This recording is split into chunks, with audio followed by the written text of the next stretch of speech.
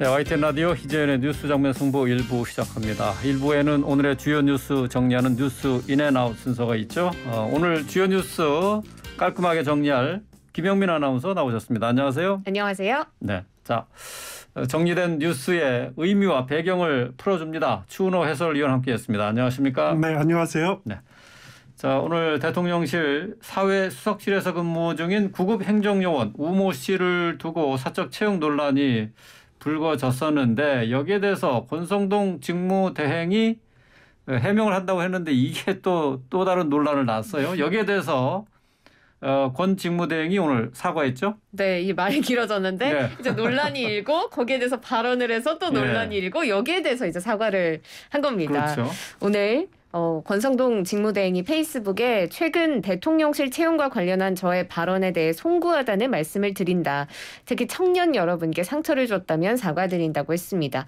그러면서 소위 사적 채용 논란에 대해서 국민께 제대로 설명을 해드리는 게 우선이었음에도 저의 표현으로 논란이 커진 것은 전적으로 제 불찰이라면서 설명이 부족했던 부분은 끊임없이 말씀드리겠다. 앞으로 국민의 우려가 없도록 노력하겠다. 이렇게 덧붙였습니다. 앞서 그 논란이 됐던 발언이 우모 씨에 대해서 권 대행이 7급에 넣어줄 줄 알았는데 9급에 넣었다. 내가 미안하더라. 강릉촌 놈이 최저시급 받고 서울에서 어떻게 사나 이런 발언을 해서 네. 논란이 더 커졌는데요. 오늘 사과는 그 채용 자체보다는 그 과정에서 나온 발언의 부적절성에 사과를 했다고 보는 게 맞을 것 같습니다. 그렇지만 기존의 강경한 입장과는 좀 다른 모습 보여줬는데요. 그 배경 뉴스인 해주세요. 일단 권성동 대행이 SNS에 사과글을 올린 거 저는 굉장히 이거 높게 평가하고 싶습니다. 네. 사람이 사회적 지위가 높으면은 자기 잘못이 있어도 막 이렇게 숨기고 또 무시하기 마련이지 솔직히 시인하고 사과하기 굉장히 어렵습니다. 하지만은 어렵다. 예, 하지만 자기 잘못 인정하는 것 그것도 용기죠. 그런데 어떻게 보면 이제 그런 발언 자체를 정치인으로서는 해서는 안 되는 발언이었습니다. 당초에 네. 뭐냐면은 권성동 대행은 사법고시 패스를 하지 않았습니까? 검사 출신이니까. 왜 사법고시라는 어려운 시험을 통과한 사람에게는 구급 공무원 시험 이거 하찮게 보일지는 몰라도 누구에게는 그 젊음을 바친 노력의 결실이거든요. 네. 이거를 무시하는 듯한 그런 발언을 해서 자존심에 상처를 줬다라고 하는 것은 뭐 이유 여하를 떠나서 무조건 잘못한 겁니다. 네.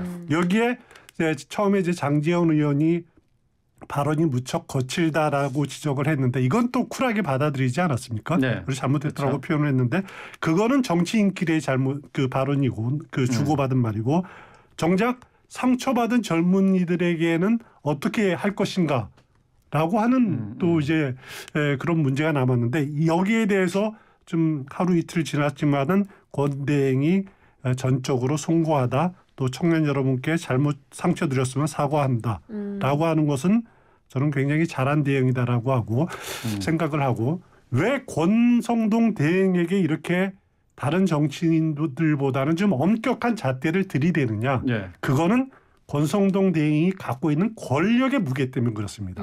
그러니까 권성동 대행 지금 어떻게 보면 여권에서는 절대 권력에 가까운 그 힘을 갖고 있거든요.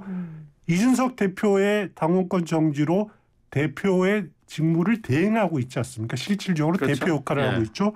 또 원내대표죠. 지금 이제 국회 열리고 있지만은 국회 운영을 여당의 그 원내대표로 책임을 지고 있죠.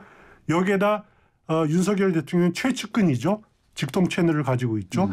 이런 권력은 누구도 가져보지 못한 권력입니다. 네. 그렇기 때문에 권성동 대행에 대해서는 아주 엄격한 견제 그리고 또 이렇게 그 따가운 그 견제 이런 것들이 필요하기 때문에 네. 좀 엄격한 잣대를 들이댈 필요가 있습니다. 네. 자, 오늘 권성동 당 대표 권한대행 겸 원내대표입니다. 네. 좀 긴데 말이죠. 이 사과 발언에 대해서 장제원 의원도 입장을 냈네요. 네, 장제원 의원이 앞서 이제 권 대행의 발언을 두고 말씀이 무척 거칠다 이렇게 발언한 바도 있잖아요. 예. 오늘 오전에 국회 본회의장 앞에서 장제원 의원이 기자들과 만나서 대표가 사과했으니 그건 그거대로 진정성 있게 받아들여야 하지 않나라고 말했습니다. 그러면서 국민들이 표현이 거친 부분에 대해서 정서적으로 못 받아들인 부분이 있었다면서 그런 부분들에 대해서 당내 이야기가 있었고 우리 당의 지도자가 수용하는 가운데 당이 건강하게 굴러가는 것 아니겠느냐라고 좀 이렇게 진화하는 목소리를 낸 겁니다. 네. 지금 권대행을 공개적으로 지적한 걸 두고는 충정이라고 말씀을 드렸다라고 했고요. 또 지적을 한 후에 따로 연락했느냐라는 질문에는 자주 통화한다라면서 친윤그룹 내에서도 건강한 긴장관계가 필요하다 이렇게 답했습니다. 그런데도 사실 두 사람 간에 이제 갈등이 있냐 없냐에 대해서 사람들이 계속 관심을 가지는 건 지금 권성동 대행의 직무대행 체제로 가느냐 아니면 또 장제원 의원은 조기 전대를 해야 한다라는 입장을 두고 이견이 있는 만큼 요즘 뭐 간장 연대라고 하죠. 안철수 의원과 장제원 의원의 연대 아니면 뭐 김장 연대라고 해서 김기현 의원과 장제원 의원이 연대한다 뭐 이런 설들이 나오고 있습니다. 이게 다 국민의힘 내에서 그 기류에 때문에 나오는 것 같은데 그렇습니다. 어떻게 보고 계세요? 일단 그 여당 내에서요. 그 누가 힘이 있는지는 대통령과의 친소관계에 달려 있습니다. 항상 그랬습니다. 그러니까 대통령이 얼마나 자주 찾나 또 대통령과 직통으로 통화할 수 있나 이런 것들이 이제 중요하다는 거죠. 그러니까 대통령 자주 보고 자주 통화하면은 그만큼 여권 내에서는 힘이 있는 그런 정치인이라고 보면 되는데요. 지금 국민의힘에서 그럴 수 있는 사람이 둘이죠. 권성동 대행, 장제원 의원일 겁니다. 그 영화 신세계 보시면은 황정민 씨가 이정재 씨 보고 브라더 그러지 않습니까? 그 둘이 그 브라더란 표현을 이렇게 한 것도 보면은 저는 그 연상이 많이 나는데. 영화 보셨나요, 앵커님? 저는 못 봤어요. 못 보셨군요. 그 권성동 대행 장제원 의원 어떻게 보면 현안에 대해서 서로 다른 목소리를 내서 이제 갈등설이 불거지기도 하다가 또 무마되고 네. 또 다시 갈등하는 모습 보이기도 하고 어떻게 보면은 시소를 타듯 이렇게 주고받는 거.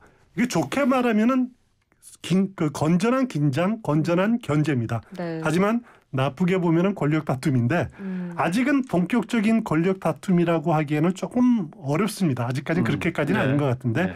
하지만 서로 이제 소통의 통로가 막힌다든가 또 서로 이제 각자의 길을 간다든가 그러면은 권력 다툼으로 이렇게 변질되는 거 우리는 그 과거 역사에서 무수히부터 봐왔거든요. 네. 그렇기 때문에 어떻게 변할지는 모르는 거고요.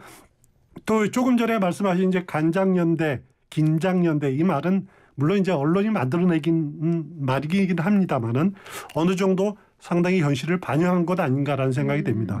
먼저 최근에 등장한 김장연대, 김기현, 장제원 의원 간의 연대죠. 네. 이거는 사람들이 그 조기 전당대회를 고리로 해서 김기현, 장제원 의원 간의 연대가 있는 것 아닌가라고 이렇게 추측을 합니다. 네.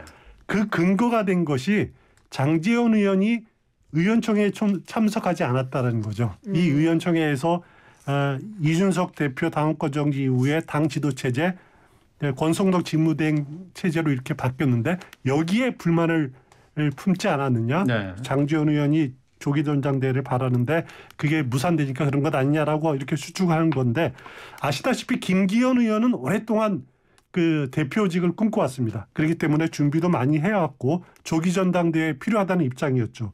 김기현 의원 입장에서는 빨리 전당대회가 열려야지 자기가 먼저 출발했으니까 유리한데 거기에 그런데 부족한 부분을 채워줄 수 있는 것이 장제원 의원이었다. 그렇기 때문에 김장연대란 말이 이게 나온 거고요. 근데 김기현 의원은 저는 김장의 서재가 아니다 뭐 이렇게 말하기도 했는데. 그러니까 그 말 자체는 언론이 만들어낸 말입니다. 그리고 이제 그 오늘 그 이 문제를 가지고 기자들이 물어보니까 장제원 의원이 그런 말이 있긴 있는 건 사실이지만 일단 네. 체제가 권성도 체제가 들어왔는데 이걸 흔드는 것은 아니다라고 또 인정을 했어요. 그래서 지금은 장제원 의원이 권성동 체제를 흔든다든가 조기 전당대회까지 이렇게 나서지는 않으리라는 것이 네. 저는 개인적인 생각이고요. 네. 다음에 이제 간장연대 안철수 장제원 의원 간의 전략적 연대할 것이라는 이 추측 이것은 그 안철수 윤석열 후보 간의 그 후보 단일화 협상에 그 윤석열 후보 측의 그 실무 책임자가 장제원 당시 그렇죠. 의원 아니었습니까? 그렇기 때문에 어떻게 보면은 그 장제원 의원이 안철수 의원의 든든한 지원군이 될 그런 여건은 갖춰져 있습니다. 그렇기 때문에 여기서 지금 안철수 대표, 장지원 사무총장 맡기로 했다라고 하는 추측들, 그런 설이 지금 당 안팎에서 진행이 되고 있는데, 안철수 의원으로서는 조기 전당대회에 부정적일 수밖에 없습니다. 왜냐하면 아직 준비가 안 돼 있거든요. 또 그렇기 때문에 가급적 권성동 체제를 끌고 갈 필요가 있는 거죠. 그래서 권성동 체제를 뒷받침하면서 장지원 의원과 손을 잡으면은 다음 전당대회가 열리면은 자기가 대표직이 유리하다라고 네. 판단할 수가 있을 거예요. 예. 그래서 오늘 기자들이 안철수 의원한테 물어보니까 그 간장연대 그 처음 들어본다. 그런 저 안철수 대표설 네. 그 사무총 그 장주현 사무총장설 처음 듣는다. 그리고 김장연대 물어보니까 무슨 김장철이에요? 이렇게 대답을 했더라고요. 그런데 여기서 재밌는 것은 김장연대든 간장연대든 공통 분모는 장지원 의원입니다. 그러네요. 그러니까 장지원 의원은 권성동, 김기현, 안철수 모두 그냥 접시에 떡을 다 올려놓고 저울질하는 건 아니냐? 무슨 떡을 먼저 먹을 것인가? 그렇게 추측할 근거가 충분히 있을 수 있다라는 거죠. 예. 대통령실의 사적 채용 인사 논란에 대한 얘기를 하다 보니까 더 국민의힘의 그 권력 관계까지 얘기가 나왔습니다.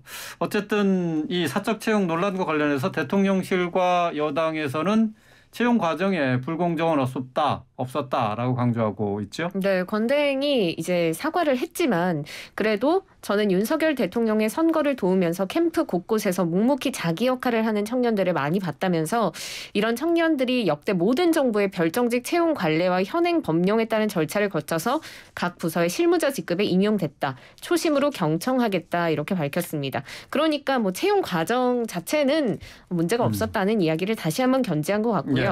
장제원 의원도 저희 보좌관, 비서관 등 팀을 꾸렸고 그들이 경선 통과 후에 선대위에 들어가서 또 살아남았고 인수위에서 살아남아서 8, 9급으로 들어갔다면서 그것마저 공정의 가치가 훼손됐다는 건 오히려 1년간 아무 보수 없이 정권 교체를 위해 또 윤석열 대통령을 위해 열심히 뛰었던 분들에 대한 역차별이다. 이렇게 말했습니다. 여당 입장 뉴스인 해주실까요? 이 문제를 좀 이렇게 봐야 될 것 같아요. 일단 대통령실 근무하는 직원들은 기본적으로 비서입니다.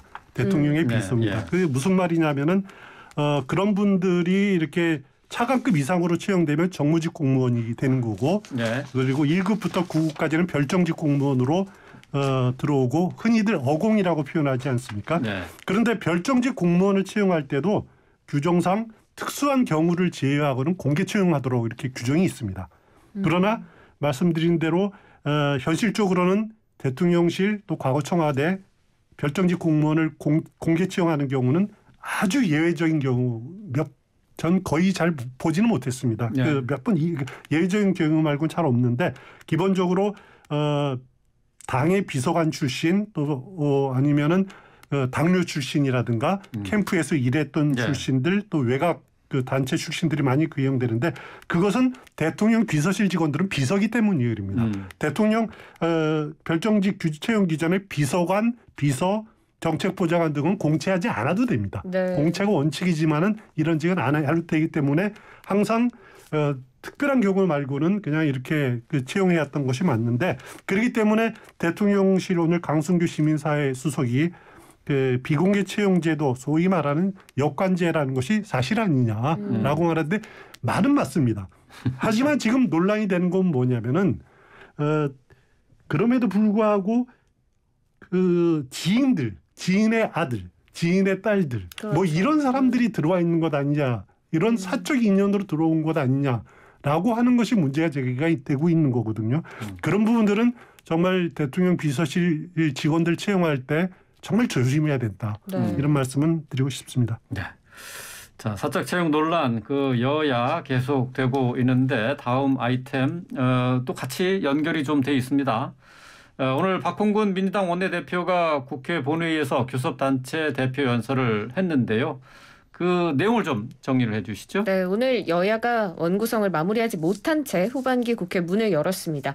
박홍근 민주당 원내대표가 오늘 국회 교섭단체 대표연설 진행했는데요. 앞선 아이템과 이제 연결이 돼 있다고 하는 게 이제 박홍근 원내대표가 또 인사 난맥이라면서 네. 인사 문제를 지적을 했죠.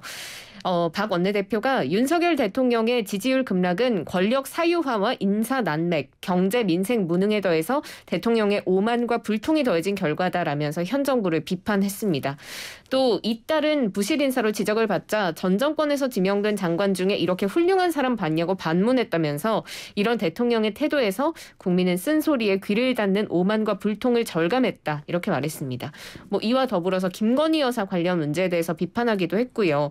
물론 경제 상황이 어렵다 이런 이야기도 했고 민주당을 돌아보는 자성의 메시지도 내긴 했지만 오늘 살펴보면 전체적으로는 현 정부를 비판하는 내용이 큰 비중 차지하고 있습니다. 연설문 내용 뉴스인 해주시죠. 박홍근 원내대표 연설을 저도 TV로 보면서 느낀 것이 이렇게 아주 잘한 연설을 들으면 가슴 떨림이 있거든요. 근데 별 감흥이 없었습니다. 솔직히. 왜냐하면은 오늘 연설이 굉장히 의미가 있는 거거든요. 그러니까 윤석열 정부 들어서 처음 하는 야당의 대표 연설이다. 그리고 민주당으로서는 두 차례 선거 패배 이후 처음 하는 대표 연설이라는 점에서 무슨 내용을 담을지 굉장히 중요한데 그러니까 당연히 야당으로서는 윤석열 정부 지난 2달여 동안 평가를 할 수 있겠죠. 네. 그리고 정부와 어떻게 싸우겠다 또 어떻게 협력하겠다라는 것을 명확하게 담아야 되고요. 그런데 이제 이런 부분들은 많이 담았습니다. 그리고 이거 어떻게 표현했냐면은 내임덕 수준이다. 그렇죠. 그리고 또 심지어는 보수 정부의 약점인 그 박근혜 대통령 탄핵을 거론하면서 네. 탄핵 문제도 또 이제 거론을 했어요. 네임덕과 탄핵이라는 두 문제를 가지고 주로 공격을 했는데 어떻게 보면은 현 정부의 약점을 이렇게 콕콕 짚고 비꼬아가면서 네임덕 탄핵 운운한 거 제1야당 대표의 연설이라기에는 좀 아쉽지 않느냐 저는 그런 생각이 들었고요. 그렇기 때문에 그 초당적 협력을 민생에서는 하겠다라고 하지만 좀 공허한 느낌이 들었다라는 생각이 듭니다. 그러면은 선거 패배에 대한 자성이 충분히 담겼느냐? 물론 약간은 담았습니다. 네. 전혀 없는 건 아니었지만은 문재인 정부 5년 실정에 대한 반성 충분했는가? 또 당 문제, 그러니까 성추문, 일단 자치단체장들의 과거 성추문 문제, 또 다수 의석을 무기로 이렇게 막 입법 폭주한 거 이런 것들에 대한 반성과 사과가 있었는가라고 한 부분들에 대해서는 굉장히 아쉬웠다. 이런 연설이었다는 생각이 듭니다. 예. 저 국민의힘에서는 이 연설에 이 교섭단체 대표 연설에 대해서 어떤 평가를 내놨습니까? 일단 권성동 직무대행은 오늘날의 민생경제 위기가 지난 5년 동안의 문정부의 경제정책 실패에서 비롯됐다는 점에 대한 진솔한 인정과 사과가 선행이 돼야 한다 이렇게 말했습니다. 그러니까 마치 지금 정부가 현재 상황을 초래한 것처럼 호도하는 건 잘못된 태도라면서 이게 내로남불식 태도다라고 했는데요. 국민의힘 입장도 한번 살펴봐 주실까요? 저는 오늘 연설에 대한 국민의힘 반응보다는요. 내일은 이제 권성동 직무대행이 이제 원내대표 자격으로 연설을 할 텐데 여당 원내대표 연설을 좀 격이 달랐으면 좋겠다는 생각이 듭니다. 가슴 떨림이 필요할까요? 예, 굉장히 중요합니다. 왜냐하면은 새 정부 출범 이후 2달여 동안 짧은 기간인데도 국정 운영에 국민들이 왜 등을 돌리는지 이 뼈아픈 자성이 담겨 있었다는 거죠. 여기에 남 탓하면 안 된다는 겁니다. 대통령에 대한 쓴소리 담아야 되고 정부와 대통령이 국정 운영의 중심을 못 잡고 우왕좌왕하고 있다. 또 여당은 집안 싸움, 권력 다툼 하고 있다. 여기에 대한 통렬한 반성의 목소리가 담겨져야 한다는 거죠. 그런 점 때문에 결국 대통령 국정 지지율이 하락으로 나타나고 있고 국민은 냉소적으로 되고 있는 것 아닙니까? 네. 더 안타까운 것은 국민들이 정부에 대한 기대를 잃어간다는 겁니다. 경제 위기에서 정부, 여당을 믿지 못하니까 결국 국민들 또 경제 주체가 각자 도생하게 되면은 이건 우리 사회 건강성이 훼손되는 거거든요. 권성동 대표가 지금 내일 원내대표 교섭단체 연설에서 할 역할은 뭐냐면은 국민들이 다시 정부 여당을 믿고 믿을 수 있다라는 비전, 기대감 이런 걸 심어주는 연설을 해야 된다는 거죠. 그렇기 때문에 어떤 미사여구보다도 통렬한 자기 반성과 이 전제를 바탕으로 한 국민들을 다가가려고 하는 그런 연설이 가슴 떨린 연설이 필요하다는 겁니다. 네. 지금 국정에 대한 여론 지지가 30% 초반으로 떨어진 상황에서 여기에 대한 반성이 나올지 궁금한데요. 어쨌든 결론적으로는 남 탓하는 그런 연설이 돼서는 안 된다. 그런 결론이 되겠네요. 그렇습니다. 예.